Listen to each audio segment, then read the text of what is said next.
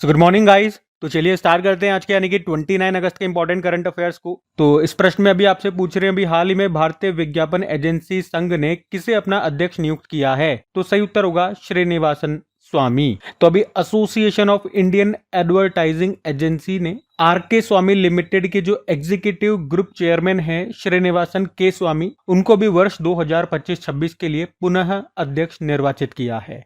मतलब पहले भी यही थे, फिर से यही बन गए, तो इनका नाम याद रखना है। और इसकी अगर बात करते हैं, ये जो संघ है भारतीय विज्ञापन एजेंसी संघ, इंग्लिश में बोलोगे तो association of Indian advertising agency, इसकी स्थापना होती है 1945 में। तो ये देश में एडवर्टाइजिंग एजेंसीज की सर्वोच्च संस्था है, जिसका मुख्य कार्य है जो भी एडवर्टाइजिंग एजेंसीज है उनके सामूहिक हितों का प्रतिनिधित्व करना, मतलब उनका एक संघ है ये। कुछ और अपॉइंटमेंट्स नियुक्तियां मैं आपको रिवाइज करवाता हूं, ध्यान से देखना। अभी आरपीएफ की पहली महिला प्रमुख बनी थी सोनाली मिश्रा। एलआईसी के एमडीसीओ बने आर दोरई स्वामी। राष्ट्रीय वित्तीय रिपोर्टिंग प्राधिकरण नेशनल फाइनेंशियल रिपोर्टिंग अथॉरिटी के अध्यक्ष बने नितिन गुप्ता। इरडाई के नए अध्यक्ष बने अजय सेठ। संसद टीवी के सीईओ उत्पल कुमार। सशस्त्र सीमा बल के नए महानिदेशक बने संजय सिंघल। विक्रम साराभाई अंतरिक्ष केंद्र के नए निदेशक बने डॉक्टर ए राजराजन। और इंटरनेशनल क्रिकेट काउंसिल के सीईओ अभी संजोग गुप्ता बने थे। इस पद पर आने वाले दूसरे भारतीय हैं। हिंदुस्तान यूनिलीवर लिमिटेड की पहली महिला एमडीसीओ प्रिया नायर। लद्दाख के लेफ्टिनेंट गवर्नर कविंदर गुप्ता। गोवा के राज्यपाल अशोक गजपति राजू। हरियाणा के राज्यपाल प्रोफेसर आशिम कुमार घोष। और राष्ट्रीय चिकित्सा आयोग के अध्यक्ष अभिजात शेठ बने। और क्षमता निर्माण आयोग कैपेसिटी बिल्डिंग कमीशन के अध्यक्ष एस राधा चौहान बनाई गई थी। तो ये 14 नियुक्तियां हमने और रिवाइज करी, ध्यान में रखना। अगला प्रश्न देखते हैं।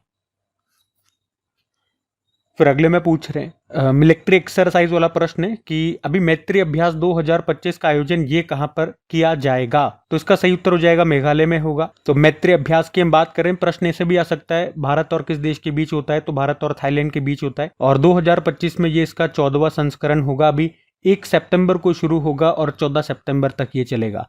कहां पर? इस बार भारत में होगा, मेघालय के उमरोई में। इन दोनों के बीच ये जो एक्सरसाइज है इसकी शुरुआत 2006 में हुई थी। और इसका जो लास्ट एडिशन है 2024 वाला, जो 13वां एडिशन है, वो थाईलैंड में हुआ था। अब 2025 के जो भी मिलिट्री एक्सरसाइज, जो भी इंपॉर्टेंट एक्सरसाइजेज है, वो सारे मैं आपको रिवाइज कराऊंगा, ध्यान से सुनना। थाईलैंड के स्टैटिक में आप देख लो, कैपिटल बैंकॉक आप जानते ही हो, करेंसी थाई बहत होती है। चलो एक्सरसाइजेज मैं आपको रिवाइज कराता हूँ। देखो, एक एक्सरसाइज हमने पढ़ा था डेविल स्ट्राइक, भारतीय सेना और वायुसेना के बीच में हुआ। ला पेरोस अभ्यास, ये बहुपक्षीय अभ्यास है। बहुपक्षीय अभ्यास मतलब मल्टीलैटरल एक्सरसाइज है, बहुत सारे देश इसमें हिस्सा लेते हैं, तो भारत ने भी हिस्सा लिया। जिन जिन एक्सरसाइजेज में भारत ने हिस्सा लिया वही मैं आपको कराऊंगा। और यहाँ पे आप रीड कर सकते हो भारत की तरफ से किसने हिस्सा लिया। आईएनएस मुंबई ने। इसका आयोजन फ्रांस ने किया था। कहाँ पर? मलक्का, सुंडा, लोम्बेग, चलडमरू मध्य में, स्ट्रेट में। एक्यूवेरियन अभ्यास भारत और मालदीव के बीच में हुआ, ये मालदीव में। ट्रोपेक्स अभ्यास भारतीय सेना, वायुसेना और भारतीय तटरक्षक बल के बीच में हुआ, हिंद महासागर में। साइक्लोन अभ्यास भारत और इजिप्ट के बीच में हुआ, ये राजस्थान में। एक विंग्ड राइडर अभ्यास हमने पढ़ा था, भारतीय सेना और वायुसेना के बीच में हुआ, पूर्वी कमान में। कोमोडो अभ्यास, ये भी बहुपक्षीय अभ्यास था और इसका आयोजन इंडोनेशिया ने किया, बाली इंडोनेशिया में। सागर कवच अभ्यास इंडियन कोस्ट गार्ड ने इसका आयोजन किया, पश्चिम बंगाल में। जल थल रक्षा अभ्यास भारतीय सेना, तटरक्षक बल और समुद्री पुलिस के बीच में हुआ, बेट द्वारका, गुजरात में। उसके अलावा सी ड्रैगन अभ्यास बहुपक्षीय अभ्यास है, आयोजन अमेरिका ने किया। कहां पे? पश्चिमी प्रशांत महासागर में, गुआम तट पर। डेजर्ट हंट अभ्यास इंडियन एयरफोर्स ने आयोजन किया, जोधपुर राजस्थान में। खंजर अभ्यास भारत किर्गिस्तान के बीच में हुआ, बिश्केक किर्गिस्तान में। वरुण अभ्यास भारत फ्रांस के बीच में हुआ, अरब सागर में। कॉर्पेट और बोंगो सागर अभ्यास भारत बांग्लादेश के बीच में हुआ, बंगाल की खाड़ी में। धर्मा गार्जियन अभ्यास भारत जापान के बीच में हुआ, जापान में। अकीमे अभ्यास पहली बार हुआ, नेवल एक्सरसाइज है, भारत और 10 अफ्रीकी देशों के बीच में, हिंद महासागर में हुआ, भारत और तंजानिया ने मिलकर के आयोजन किया। प्रचंड प्रहार अभ्यास तीनों सेनाओं ने आयोजन किया, अरुणाचल प्रदेश में। इंदिरा अभ्यास भारत और रूस के बीच में हुआ, चेन्नई तट पर और बंगाल की खाड़ी में। इनक्योस अभ्यास बहुपक्षीय अभ्यास था, ग्रीस ने आयोजन किया, ग्रीस में ही। एक टाइगर ट्रैम्प अभ्यास हमने पढ़ा, भारत और अमेरिका के बीच में हुआ, विशाखापत्तनम और बंगाल की खाड़ी में। डस्टलिक अभ्यास भारत उज्बेकिस्तान के बीच में हुआ, पुणे में। डेजर्ट फ्लैग अभ्यास बहुपक्षीय अभ्यास है, यूएई ने आयोजन किया था, यूएई में। तालिस्मान साब्रे अभ्यास, ये भी बहुपक्षीय अभ्यास है, ऑस्ट्रेलिया ने आयोजन किया था, ऑस्ट्रेलिया और पापुआ न्यू गिनी में। और एक था humanitarian assistance and disaster relief, मानवीय सहायता और आपदा राहत अभ्यास, नेवल एक्सरसाइज है, भारत मालदीव के बीच में हुआ, मालदीव में। खान क्वेस्ट सैन्य अभ्यास, बटोर मंगोलिया में आयोजन हुआ इसका। और भारत और मंगोलिया के बीच में भी एक अभ्यास हुआ था, नोमैडिक एलिफेंट अभ्यास, उलन बटोर में ही, जो इसकी कैपिटल है। टाइगर क्लो अभ्यास पहली बार हुआ था, एयर एक्सरसाइज है, भारत और अमेरिका के बीच में, उत्तर भारत में। शक्ति अभ्यास भारत फ्रांस के बीच में हुआ, फ्रांस के ला कैवेलरी में। एक जामाता अभ्यास पढ़ा हमने, भारत और जापान के कोस्ट गार्ड्स के बीच में हुआ, चेन्नई में। सिम्बेक्स अभ्यास भारत सिंगापुर के बीच में हुआ, सिंगापुर में। ड्रोन प्रहार, इसका आयोजन भारतीय सेना ने किया था, अरुणाचल प्रदेश में। दिव्य शक्ति अभ्यास का आयोजन भी भारतीय सेना ने किया, सिक्किम में। स्लाइनेक्स अभ्यास भारत श्रीलंका के बीच में हुआ, कोलंबो श्रीलंका में। और समन्वय शक्ति अभ्यास अभी भारतीय सेना ने किया था, असम और मणिपुर में। ठीक है, तो ये सारे 2025 की इंपॉर्टेंट एक्सरसाइजेज मैंने आपको रिवाइज कराए, ध्यान में रखना। अगला प्रश्न देखते हैं। फिर अगले में पूछ रहे हैं कि हाल ही में प्रोजेक्ट नन्ही कली पर आधारित कॉफी टेबल बुक जिसका नाम है मे अ मिलियन बर्ड्स ब्लूम, इसको किसने लॉन्च किया? तो आंसर होगा आनंद महिंद्रा ने। अच्छा, कॉफी टेबल बुक का क्या मतलब हो गया? तो आप जब कभी रेस्टोरेंट जाते हो या किसी शोरूम में, आप कार के शोरूम में या किसी भी शोरूम में आप जाते हो, तो अगर वहां पे बैठ के आपने कॉफी वगैरह पी होगी तो सामने देखा होगा एक हार्ड कवर की एक बड़ी सी बुक रखी होती है, जिसमें आप अगर पलट के देखोगे तो हर पन्ने में बड़े बड़े फोटो होते हैं, उसके पूरे पेज पे फोटो होते हैं, बहुत कम उसमें लिखा होता है। तो उसी को कॉफी टेबल बुक कहते हैं। वो पढ़ने के लिए नहीं होती, देखने के लिए होती है, वो चित्र ही सब कुछ कह जाते हैं, तो उसे कॉफी टेबल बुक कहते हैं। तो अभी आनंद महिंद्रा जी ने एक कॉफी टेबल बुक को लॉन्च किया है जिसका नाम है मे अ मिलियन बर्ड्स ब्लूम। ये जो बुक है ये प्रोजेक्ट नन्ही कली के ऊपर आधारित है। आपको ये भी बता दूं, इस प्रोजेक्ट को आनंद महिंद्रा ने ही 1996 में शुरू किया था, जिसका उद्देश्य है आर्थिक रूप से कमजोर परिवारों की बालिकाओं को 10 साल की स्कूली शिक्षा पूरी करने में मदद करना। तो इन्हीं नन्ही बच्चियों के फोटोज हैं इस बुक में। इस बुक को रेडी किया, तैयार किया है नित्या मनोज कुमार ने। तो बुक का नाम मैंने आपको बता दिया, इसको किसने तैयार किया ये बता दिया, इसको किसने लॉन्च किया ये बता दिया, ये बुक किस प्रोजेक्ट पर आधारित है वो बता दिया, ये प्रोजेक्ट किसने और कब शुरू किया था ये मैंने आपको बता दिया। ठीक है, तो सब बता दिया, सब याद रखना। कुछ और बुक्स मैं आपको रिवाइज करवा देता हूँ, आ जाओ। एक बुक आई थी confessions of a Shakespeare addict, इसको लिखा वीएस रवि ने। 10 पैसे का post card SN Ahmed. Believer's dilemma Vajpayee and the Hindu right's path to power को अभिषेक चौधरी ने। Policing and crime trends in India Dinesh Kumar Gupta. The rise of the hitman R Kaushik. M S Swaminathan the man who fed India Priyambada Jayakumar ने। और the conscience network को Sugata Srinivas Raju. The new world 21st century global order in India Ram Madhav. Shikhar Dhawan की autobiography है the one cricket my life and more. History that India ignored को प्रेम प्रकाश ने। Why the constitution matter को DY Chandrachud, जो कि हमारे 50वें नंबर के चीफ जस्टिस ऑफ इंडिया थे।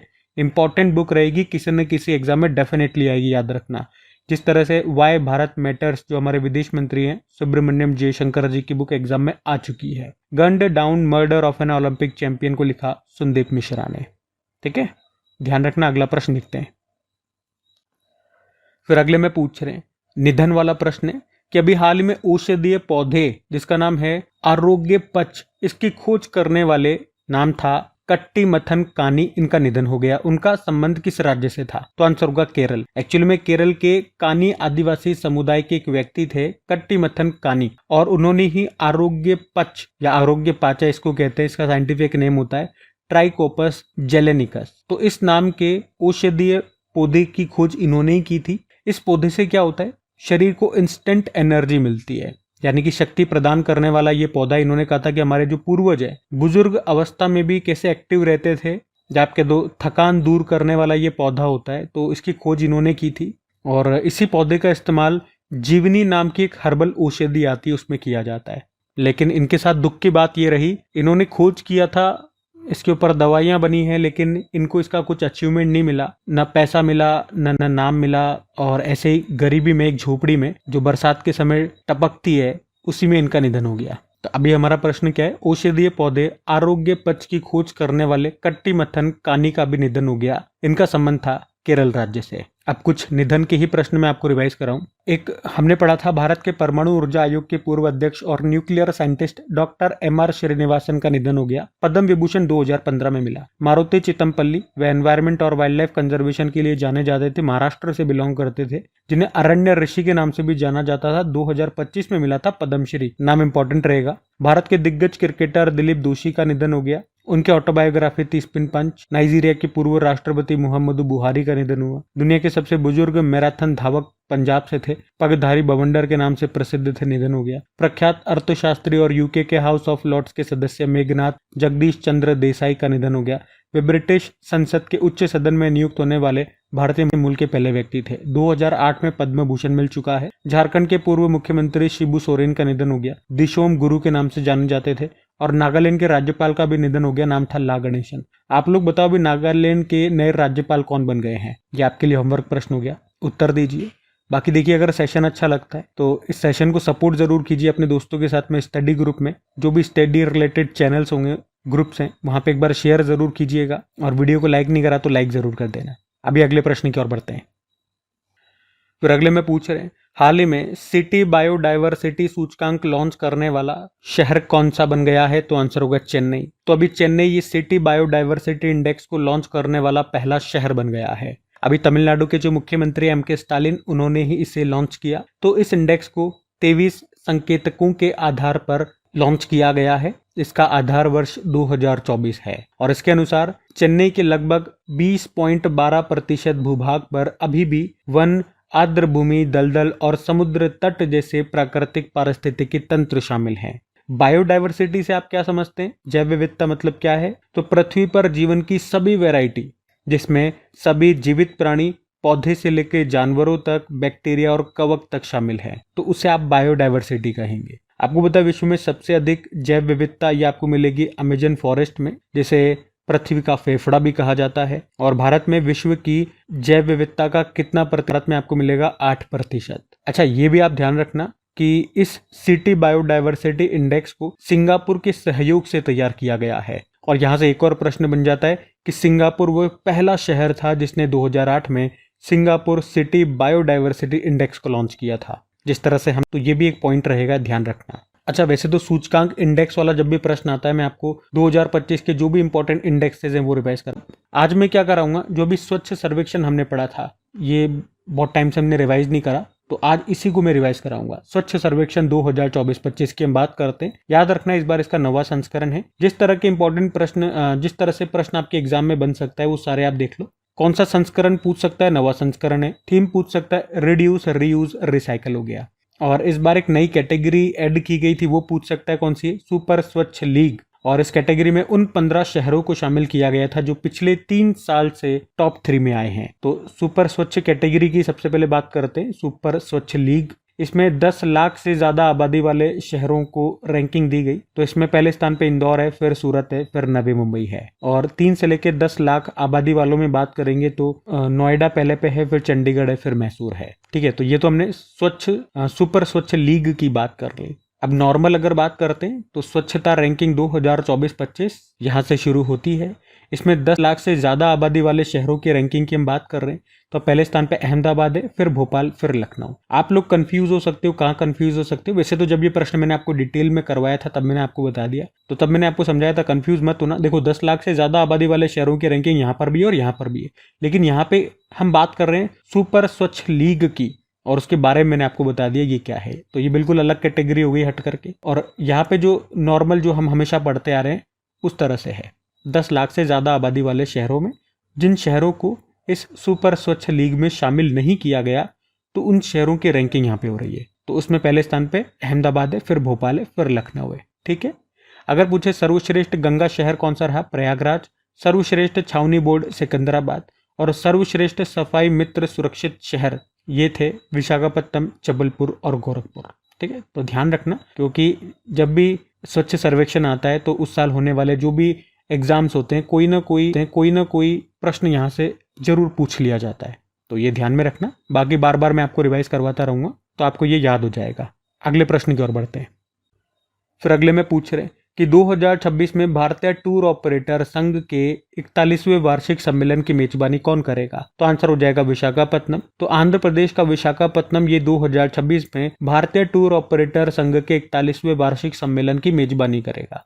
अभी इसका 40वां संस्करण हुआ है, अभी अगस्त में ही हुआ, पूरी उड़ीसा में, और यहीं पे इसकी घोषणा की गई है। इस सम्मेलन का उद्देश्य क्या है? 2047 तक टूरिज्म इकोनॉमी को $3 ट्रिलियन तक पहुंचाना। अगर बात करें भारतीय टूर ऑपरेटर संघ की, अंग्रेजी में बोलोगे तो Indian association of tour operators, तो इसकी स्थापना होती है 1982 में। तो ये संघ टूर ऑपरेटरों का एक संघ है जिसे टूर ऑपरेटरों को प्रोत्साहित करने, उन्हें सहायता प्रदान करने और उनके हितों की रक्षा करने के लिए बनाया गया था 1982 में।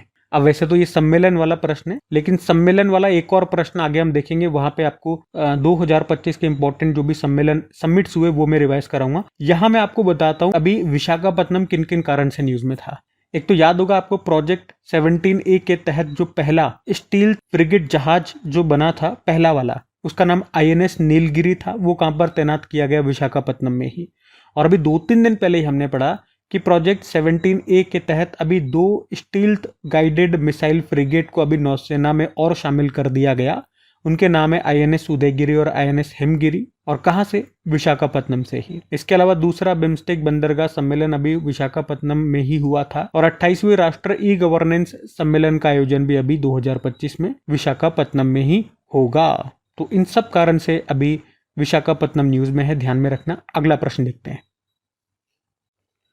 फिर अगले में पूछ रहे हैं कि मीराबाई चानू ने कॉमनवेल्थ वेटलिफ्टिंग चैंपियनशिप में 193 किलोग्राम भार उठा करके कौन सा पदक जीता है? तो आंसर होगा गोल्ड मेडल। तो मीराबाई चानू जो कि एक इंडियन वेटलिफ्टर है और अभी उन्होंने कॉमनवेल्थ वेटलिफ्टिंग चैंपियनशिप में 193 किलोग्राम भार उठा करके गोल्ड जीता है। उन्होंने अभी 48 किलोग्राम कैटेगरी में हिस्सा लिया, ये पॉइंट भी याद रखना। और इसी के साथ कॉमनवेल्थ रिकॉर्ड भी उन्होंने स्थापित किया, मतलब इस कैटेगरी में सबसे ज्यादा भार उठाया। कॉमनवेल्थ वेटलिफ्टिंग चैंपियनशिप 2025 की अगर हम बात करते हैं, इसका आयोजन अभी 24 अगस्त से लेकर 30 अगस्त तक हो रहा है, मतलब अभी चल रहा है। कहां पर? अहमदाबाद, गुजरात में। और आप कह सकते हो कि 2026 में ग्लासगो में जो कॉमनवेल्थ गेम्स होंगे उसके लिए ये क्वालिफाइंग इवेंट है। बाकी मीराबाई चानू, इनका संबंध मणिपुर से है। 2020 टोक्यो ओलंपिक में सिल्वर जीता था इन्होंने 49 किलोग्राम कैटेगरी में। और कॉमनवेल्थ गेम्स 2018 और 2022 वाले में ये गोल्ड ला चुकी हैं। इन्हें पद्मश्री मिल चुका है, मेजर ध्यानचंद खेल रत्न पुरस्कार मिल चुका है 2018 में। और